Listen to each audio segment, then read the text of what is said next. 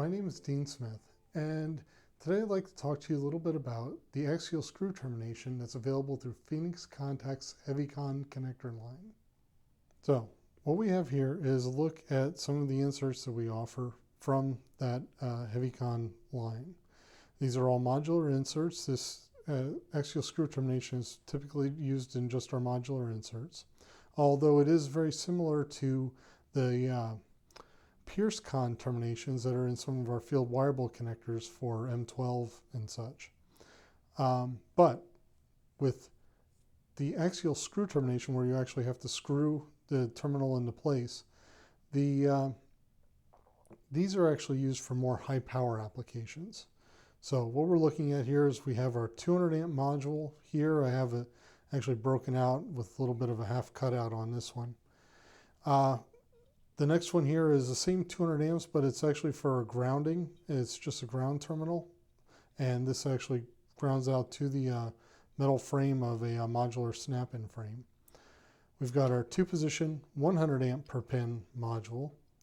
We've got our 70 amp per pin module that's a single slot size, and then we have our 40 amp module, which is also a single slot size, but this is also the only one out of the bunch that is also available currently in crimp contacts as well as push-in or PT terminations.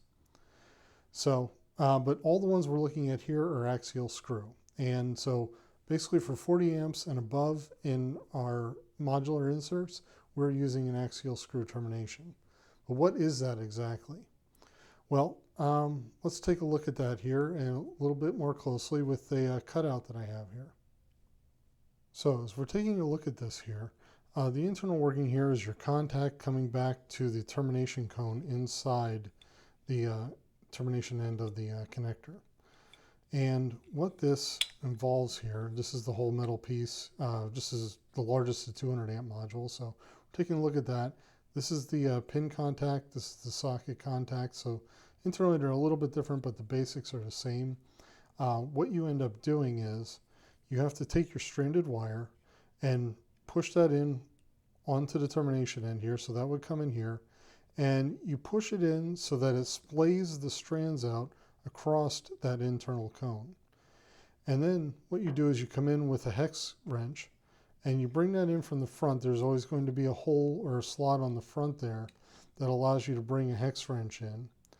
And you bring that in here and you start to turn it to tighten it up. And as you turn that, this cone will actually drift back, or not drift, but start screwing back towards the rear of the connector. And as that does that, right in here, you're going to see that this gap here closes up.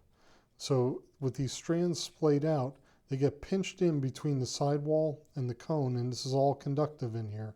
It's all metal, it's all conductive through here to terminate your strands all the way around 360 degrees as that cone pushes up through into the connector. So next, let's take a look at how this is actually going to work. So I have my power cable here, my wire coming in, and so let's take an actual connector, and it'll be specified on for each one of these connectors what size wrench you need, what hex wrench you need. In this case, it's going to be a 5mm wrench. And so that wrench is going to go in from the front side here into the contact. So as we turn that, we're going to take the wrench, turn that clockwise in there.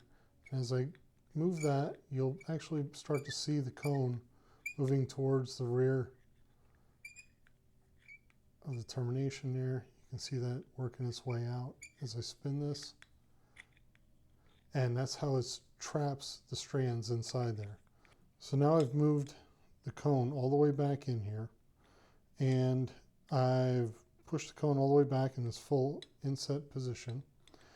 And while I have the wrench in there, I'm going to hold the insert.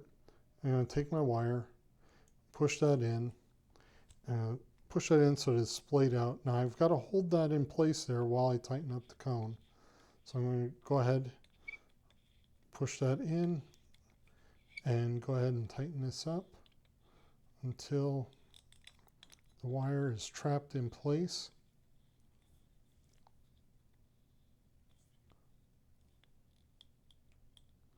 Got that good snug in there.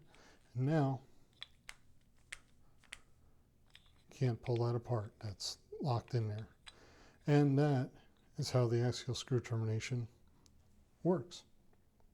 So, and like I mentioned, that works with our 100 amp modules, the same principle there, the 70 amp modules, and our 40 amp modules. And so I hope you found that information helpful.